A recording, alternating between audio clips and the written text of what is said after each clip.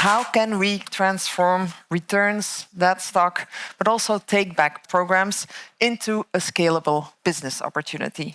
So please welcome on stage the moderator and our guest, Kirsten Siegler from VBC Agency. Hi, and welcome everyone to our panel, Resale Reimagined, from Takeback to Turnover.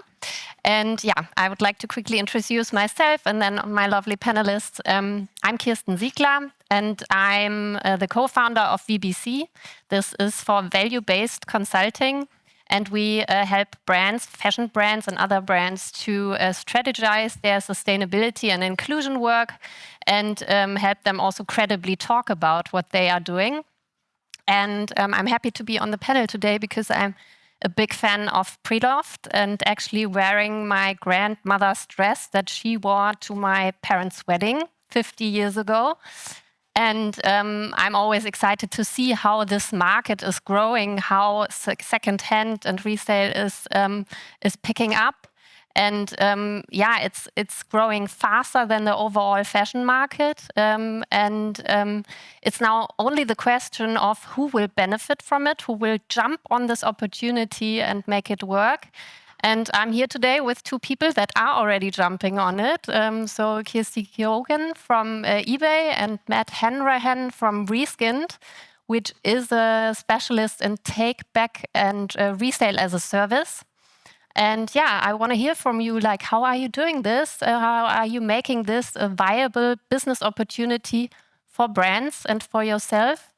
And would like to start with you, Kirsty. You have been on the brand side before and then joined eBay. What are you doing in your role and what excites you about this partnership? Yeah, so I used to be, as you say, at work as a buyer, but that was a very long time ago. And so thankfully, lots of things have changed. I've been at eBay 15 years and my job right now is to really think about scalable propositions and solutions for customers like you and I, or individuals that want to sell stuff that they no longer need or want. And then now it's also thinking about solutions for brands and how they can get involved in circularity, and also thinking about what the customer experience is like as well. Because I think if we really want people to truly embrace pre-loved, you know, you've got to have an experience which is not making you feel like you're doing something different. So it just becomes a natural way of shopping. And the reason why we're sort of here today, and I'm quite excited to talk about our partnership with reSKINNED, was it was around COVID, after that weird COVID time, where customers were getting more conscious about how they were spending their money, whether it's because they wanted to make more sustainable choices, or whether it's they simply had less money and actually pre-loved is great value. And there's also a bit more of a trend for wanting to buy individual, unique pieces, right? Stuff with a story. Like, I love that story about, your grandmother's dress. And so the demand from customers on eBay for pre-loved is huge. Only if you think about last year, we had 1,200 searches a minute for vintage items. So there's a huge demand. And that's why I think brands started to contact us to say, you've been doing this for 30 years. Help us with our pre-loved proposition. And quite honestly, 4 to 5 years ago, we didn't have a proposition for pre-loved for brands. And that's when we started to look out there in the market to see if we could find a way for brands not only to come and sell their outlet or excess stock, but also returns or anything that they have that's in a used take-back condition. So that's when we found reSKINNED, Matt, and the reSKINNED team. And what I love about what they're able to do is to provide a solution for inventory regardless of where it is within the life cycle. And I think one of the partnerships that we've jointly launched has been with Marks and Spencer. So hopefully you'll all know Marks and Spencer's, but a huge, I would say, British retailer, but also very globally well known. And they, the reason why they wanted to work with eBay, we have 134 million active buyers who are actively coming to look for pre-loved, millions of searches for their brand. And so actually they were like, let's go where the demand for our pre-loved inventory is. And that was on eBay. And so that's why we've partnered with them. So we can make it, well, Matt can tell you what he does, but we make it super simple for Marks and Spencer's customers and for Marks and Spencer's to be involved in a pre-loved proposition. And so they can then focus on how they think about producing their goods to be more circular from when they're producing them. So. Cool. And now over to you, Matt. Tell us what reSKINNED is doing and what you're doing differently, perhaps also to other. Yeah, definitely. So, I think simply what we do for brands is we do all the heavy lifting in this space for them. It's a very complex and very different kind of process chain to what clothing brands are normally used to. And we operate everything in the space and just take it away from them. So nothing has to touch their facilities. So we do everything from Takeback in store to online, where customers can return garments directly back to us. And then immediately they get a credit basically to spend with the brand and to buy something that they love. A lot of the time people trade things in, the main reason we see for people trading things in is basically size change, or they're just, they've worn it for a while, but there's still plenty of life left in the garment and they want to change it for something else. So what we're all about is capturing those garments, getting them back into the cycle, and then going through a refurbishment process, basically, if needed, so we will repair it. But what we've built is a system that enables us to look at every individual item and make a value judgment as to what to do with it. Because the unit economics of resale, to make it work, you have to not make bets on things. You have to know that if you are going to touch that, process it, it goes through an ozone cleansing process, and then it gets photographed. You need to know that there's enough upside in it to basically make it worthwhile to do that. And we've built technology platforms that enable us to do that, that can say, right, for that brand, if it's a shirt in size 12 and basically it needs like a new seam put into it or a repair, whatever it might be, is it cost effective to do that? So we've built all of those systems basically and the processes, and because we aggregate all of that now across 32 different brands, we're able to make the processing costs associated with resale so low that today we've got that down to being something like £14 as the minimal viable price to basically sell a garment and to make profit on it. And that's one of the key things in this space, because there's a lot of talk about, well, resale programs just don't work.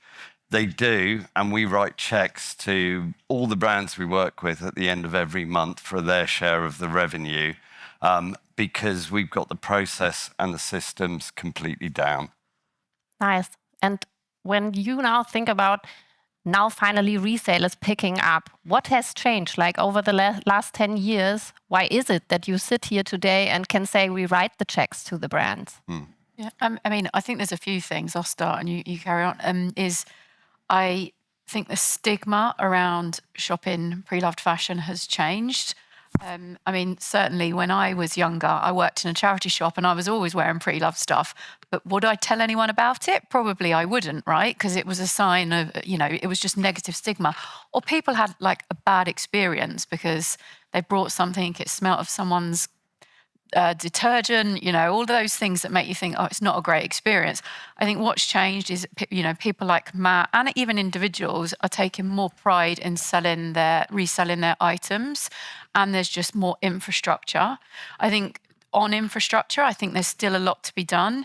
But the reason why we've launched things like authenticity guarantee is people would also be worried that they might be buying something and it's not real, or they're going to have a bad experience. That's why that infrastructure and building that trust, which was spoken about on the previous panel, is super important. Because whether you're spending £50, €50 on a pair of jeans, it doesn't mean you want to know exactly what you're getting and have a great experience and know that it's a genuine brand. So I think stigma, and also the other thing, and I mentioned this earlier, is some people are choosing to buy pre-loved just because they've just got less money to spend. In today's macroeconomic environment, people have less money, and actually pre-loved provides great value. doesn't mean that they want something cheap. They just want to have great value.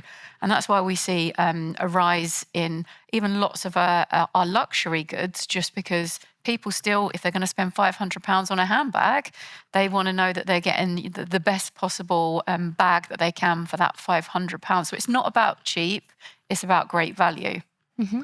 Yeah, I'll echo that. I think when we started, let's talk about who is the customer today, right? Because I think that's really important. We know, and we've done a lot of research with the brands we work with, because one of the big questions we had before was about, well, yeah, but if I start selling pre-loved, I'm just cannibalizing my new sales, basically. That does not happen. What you get is basically, as Kirsty says, it's aspirant customers who just can't afford to buy the brand at full price. And that is not necessarily about luxury. That can be brands with an original selling price of an item of £80. People are looking for value, people are looking for quality. But what we also see is that the really interesting thing is that actually people buy more from the brands they love, right? And those brands are getting a greater share of wardrobe.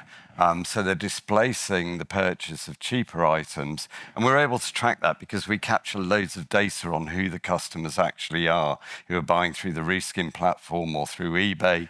We know who's trading in. And then we can map all of that data back into a brand CRM system. And we've seen that literally, it is not making any difference, basically, to that in those customers' purchase habits, basically. So it's the difference here is, the stigma around pre-loved is changing, but actually what we set up to do was to actually make pre-loved accessible to a new customer base. So, we ozone cleanse everything. It's great photography. We want to make the pre-loved experience, or anything you buy from us, like buying new. So, peer-to-peer is great, but sometimes you do take a risk with it because you can't, if it doesn't fit, you've then got to move that item on. reSKINNED's all about making it like buying new. 30-day, no quibble return. Everything's well photographed. You get a quality guarantee. And what's really interesting is that our actual, the amount of returns we get back from people buying product is currently at about 7%. Which, if you are a retailer in this room, you will know that's pretty amazing. Cool. And you have your site in London, right? I heard yesterday that people can also visit and see how you are repairing stuff. Yeah. So your team is really there working on the product, ozone cleaning. Yeah, we have a full repair studio. One of the other things we do is we like to help support the brands by validating basically the programs, because I think the Takeback schemes, there's been a lot of issues in the past where kind of people have been like, what's happened to my stuff? And, isn't it just all going to Africa? And what we've done is we support all the brands we work with comms, basically. We encourage them to come down and show people what is going on, basically, kind of at reSKINNED HQ, how we're preparing stuff, and the care and love that goes into what we're about, basically. Nice. And you have been selling secondhand for a long time, but what is now changing with having the partnership with Matt for you? Like, what can he bring that you couldn't do on your own? Yeah, for eBay, we never compete with our sellers. So we never buy goods, produce goods. We never touch goods. The only time we touch goods is if they come through our authentication center. And so we just didn't have the expertise or the facilities to be able to, handle and process the pre-loved items like reSKINNED does. And I think that has really helped to change the landscape, and not just for businesses as well. So if you think what's really nice with what Matt does with Marks and Spencer's and all the other brands that he works with, is it makes it super easy for the customer So the customer can't always be, they might be time poor, or they just can't be bothered to take the pictures, list the item themselves. We're working on lots of things to try to make that easy for individuals, with using AI to make listings quicker. But actually, if we really want to make pre-loved like first choice, or so customers don't even think about it, it has to be easy. And I think what ReSKINNED does, it just makes it really easy for the customer. They send it off and don't even have to worry about it. They just get their money once it's sold, and that's great for them. And then it's also great for our buyers because, as I said, we've got 134 million buyers who are actively looking for branded pre-loved fashion, and so they're coming to look for that stuff. And this is just a way for us to get it out of people's wardrobes. If you look at all of the stuff that might be in people's wardrobes that's just not being worn or used, and actually it can go to a new home and we can extend the life of it. And so that's the real beauty of working with partners like reSKINNED. And I heard also that you not only take items that are still for use, but you do take like any item. It's not like that if I send something in, I get a big box back because you didn't accept everything I sent in. Yeah, I mean, we are totally about, like with brands, we're kind of like, we should celebrate stuff if it's been destroyed. That's fantastic because someone's, it's had its best life, and we will take stuff back because we are as much we've moved more. We see resale as being an enabler to circularity and keeping clothing in those loops for as long as possible.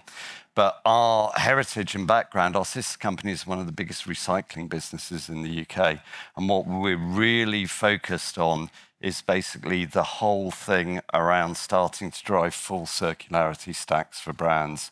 So we built systems that give us full traceability. We're ready for, we're starting to do fiber to fiber pilots now. And what we're looking to do for our brands is be able to say, right, this item's gone through a loop, it's been worn twice. And this is where this whole conversation around product passports is so important, because a unique ID on a garment, I will then be able to track how many owners it's had, basically. A brand will then start to understand what's going on with that garment. But actually, in the post-consumer world, I can then say, right, we've recycled it on this date. And what we're doing now is we aggregate feedstock into different fiber-to-fiber providers, so I can read garments, understand their material composition, work out where it's going. And for all the brands we work with, we can say to them, right, you've put this much tonnage into this process. And with Marks and Spencer's, who are a large brand, we're now enabling them to buy the product out the other side, to then actually be able to make new clothing with. And it won't be their full collection, but, even if 20% of garments have got 30% recycled content in them, that is edging us ever closer to full circularity. Nice. And where would you see if resale now really becomes super successful as it's projected, where do you see your partnership and resale as a category going over the next 5 years?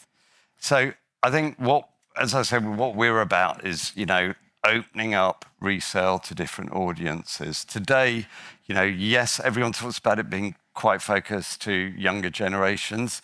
We actually see massive engagement right the way across the spectrum, basically. We have a number of brands which are 45, 50 plus female brands, basically. The engagement with those customers is off the chart, basically, in terms of participating in this. So I think circularity works for everybody. It's not just a younger focus. Where I think we will get to, or where I would like to be, is, I think, with systems that are happening with kind of making it easy for people, if we can get 40% of people buying 30, 40, 50% of their wardrobe pre-loved, right? We're keeping all of those garments in circulation. So, they're living their best life with 4 different people, before they finally, hit the end of the road. That, for me, is where we should be going in 5 years. Yes. And what do you wish for? I mean, a couple of things, right? I think like what Matt said, I always say our job at eBay is helping people extend the life cycle of their items. But actually where I hope we get to is that brands and everybody thinks about circularity right from the beginning of design, because then it makes everybody else's, consumers, brands, recyclers, it makes everybody else's job a lot easier once you've got to deal with those items that might have come to end of life. And that's why I think like digital product passports, so you can use that DPP to resell, repair, pass on a warranty, you know, all the amazing things that can go into those DPPs. So make it easier from the start and think about the composition of those items. And then the other part for me is we shouldn't, I would just hope in 5 years, we're not even talking about resale or pre-loved or whatever we want to call it, right, as a thing. It just becomes a natural way that everybody thinks about shopping. As Matt said, you know, we want to make it as easy as shopping new. And I think if you really want to change consumer behaviour, you have to make it super simple and just part of everyday shopping. Yeah, I just final one thing, because I know we're out of time, but like, you know, garments are dumb today, right? And the whole thing about DPPs, it adds so many different layers of intelligence and also value that brands can get about why people are trading things in. Have you got fit issues, right? So the value of doing circularity programs and take back and resale is not just about, you know, trying to monetize this. It's about the level of data and insight that you can get, that you can push right up the business. And that is so, so valuable. Cool. Thank you very much for your insights and for making it convenient for customers to shop secondhand. Super exciting. And we see here is a QR code. So if you want to get in touch with Matt and learn more, then please use this QR code or just grab him later. And also Kirsty, they both will be around still. Thank you very much.